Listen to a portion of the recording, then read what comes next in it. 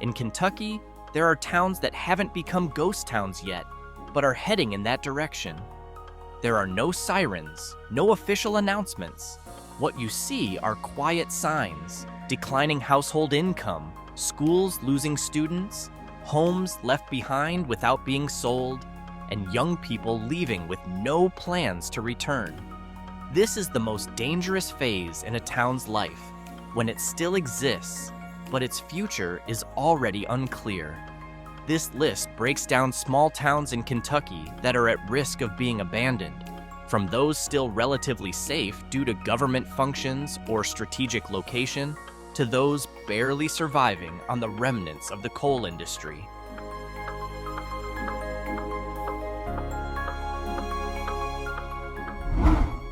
We start with Harlan.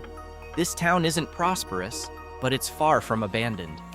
In the heart of eastern Kentucky's Appalachia, it stands as an irreplaceable regional hub. Although its population has declined since the fall of the coal industry, Harlan still supports the surrounding area through a regional hospital, courthouse, government offices, and public services that nearby small towns don't have. Poverty levels are high. Over a third of residents live below the poverty line, but that's exactly why its role remains critical. Harlan was once nicknamed Bloody Harlan in the 1930s due to brutal coal labor conflicts, making it a historic symbol of workers' struggle in America. Today, even though the economy no longer shines and property crime is relatively high compared to the state average, Harlan remains alive because of its function.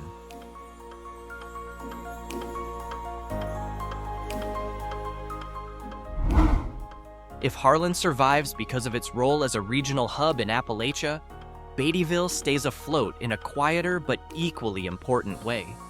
As the county seat of Lee County, this small town holds an administrative role that makes it nearly impossible to be fully abandoned.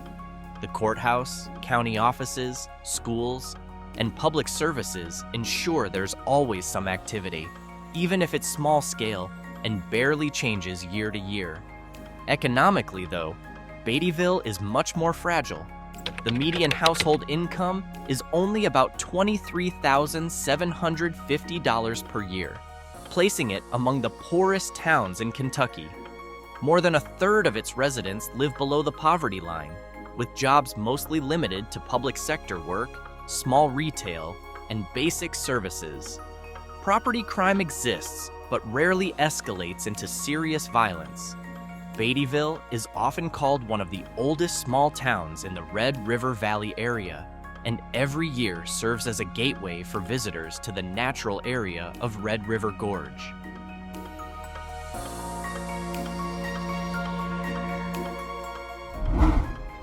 Following Beattyville, which survives through administrative function, Smithland shows a different kind of resilience, quieter, more strategic.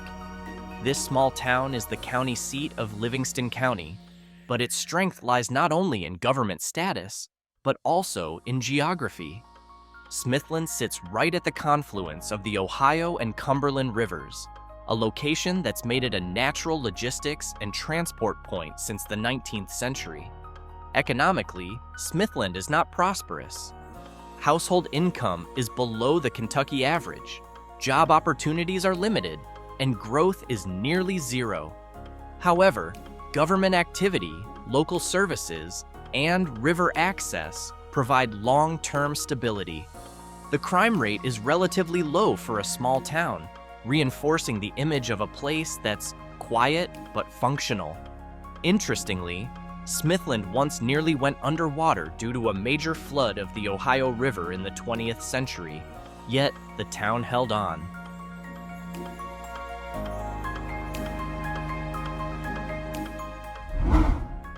Unlike towns with a clear economic path, Flat Lick feels like a snapshot of rural reality at its most vulnerable. Here, the median household income is estimated at around $15,800 per year, below the state average, and nearly all residents live below the poverty line. But Flat Lick hasn't collapsed like a dead mining town. It's more like a community slowly shrinking. Many residents have to drive far for work, and there's no meaningful public transportation. Average commute times are long because jobs are in other towns. Adult education levels are also low, with almost no adults holding a college degree.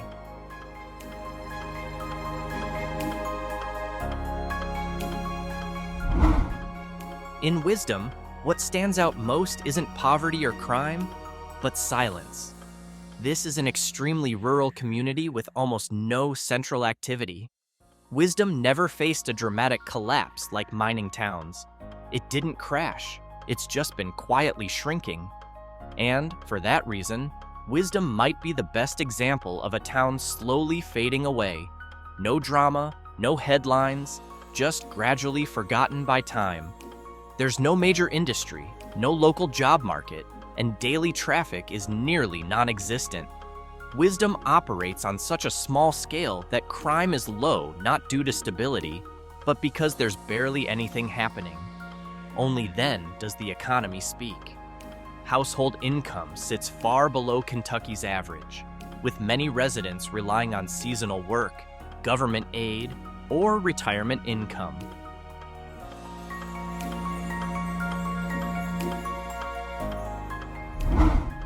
Unlike Wisdom, which disappears in rural silence, Blackey shows more visible scars of industry. Uniquely, Blackey was once called one of the shortest towns in America, measuring less than 1 mile long.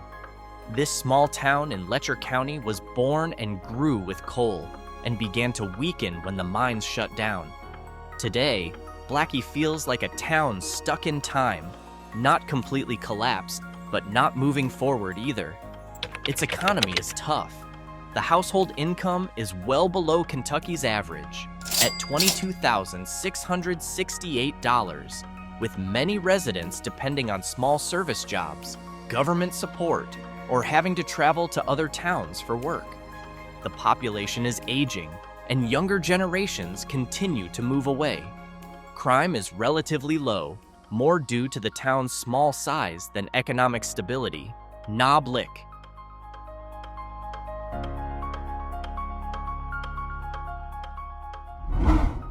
While Blackey still carries traces of a former mining town, Knob Lick barely ever became a town at all. It's an unincorporated community in Barron County, with no economic center, no industry, and no clear urban identity. What makes it fragile is the lack of function. Statistically, Knob Lick has no official household income data, but its economic pattern mirrors that of nearby small rural communities, with income generally well below Barron County's median and highly dependent on out-of-area jobs, small farming, or retirement income. Its population is aging, and empty homes slowly increase, not due to the crisis, but to time. Knob Lick isn't a town that collapsed. It's more like a place slowly fading. There's no major event that marked its decline.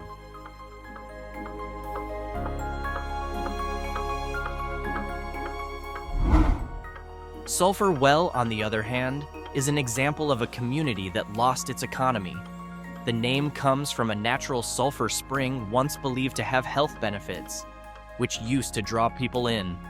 Now the irony is strong. A place once visited is now slowly being left behind.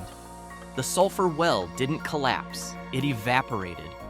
This small place in Metcalfe County grew during the early era of resource exploitation, mainly small-scale mining and support services, then weakened when everything stopped without being replaced. What's most noticeable in Sulphur Well is the absence of daily activity. There's no commercial center, no significant commuter flow, and very few local jobs. Economically, the residents rely on retirement income, social assistance, small farming, and commuting to other towns for work.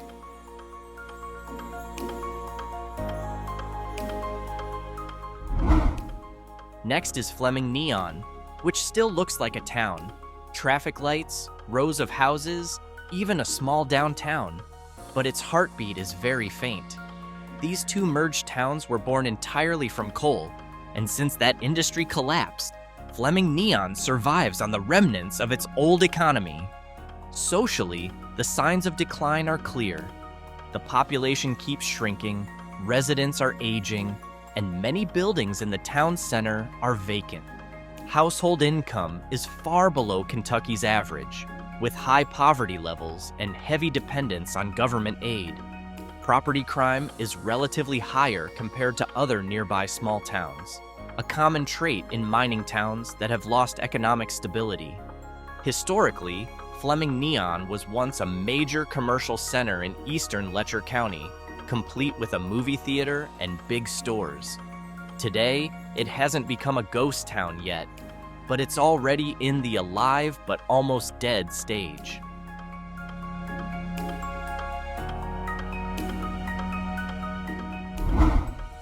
Jenkins was once designed as a planned company town, neatly arranged for coal workers. But now, Jenkins feels like a town stuck in chronic stagnation. It still has the structure of a town: city hall, schools, a main road, but everything moves slowly, as if waiting for something that never comes. Jenkins didn't collapse all at once. It's just been stuck too long in a half-alive state. Economically, Jenkins is fragile. The household income is far below Kentucky's average, at $34,400 per year. Plus, local job opportunities are very limited, and the dependency on government aid is high. Many residents have to leave town to find work, while those who remain are aging with fewer and fewer options. Crime isn't always violent, but social issues like structural poverty are strongly felt. A town once planned in detail is now moving forward without any future plan.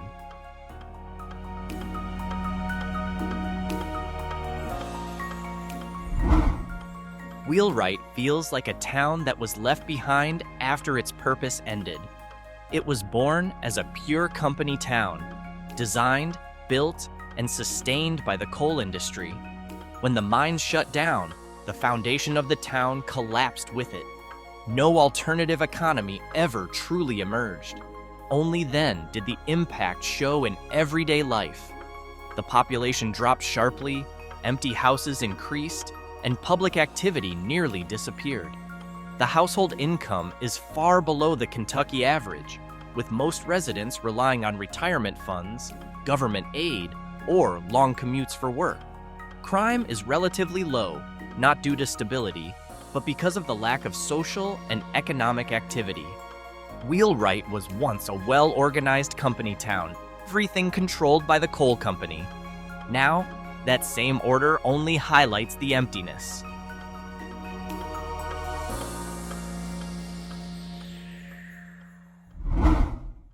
Cumberland is an example of a town that fell from great heights. Once, Cumberland was one of the most important coal mining centers in eastern Kentucky, busy, loud, and full of money. In fact, Cumberland used to be a regional trade hub and one of the most influential towns in Harlan County. Today, only the shadow of that remains. Physically, Cumberland still looks like a town: a main street, old buildings, rows of houses. But economically, its pulse is weak. Household income is only $35,309 per year. Poverty is high, and local jobs have nearly disappeared after the coal industry collapsed. The population has dropped sharply, and empty buildings and aging infrastructure have become a common sight. Property crime is relatively high for a small town, a typical sign in areas where economic stability has been lost.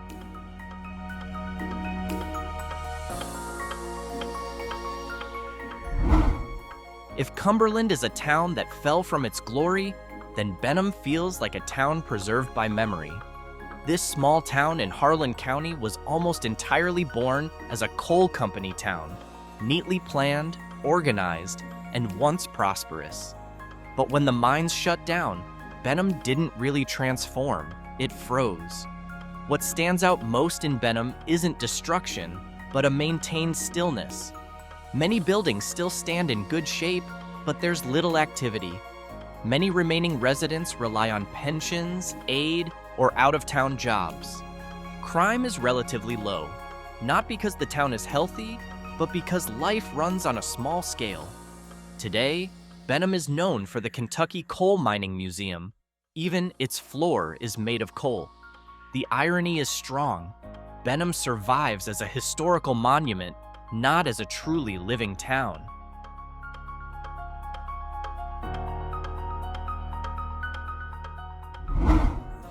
Lynch is the clearest symbol of a town left behind by its era. Once, Lynch was the largest coal company town in Kentucky, complete with a hospital, schools, and thousands of workers.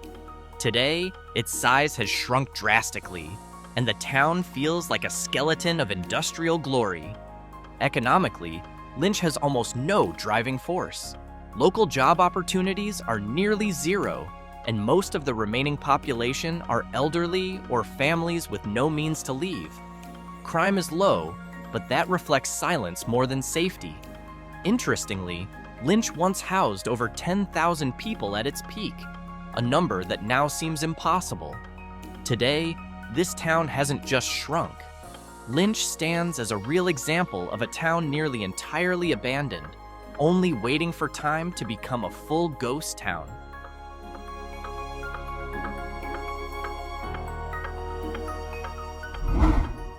Unlike Lynch, which still has a sliver of life left, Creelsboro has gone even further.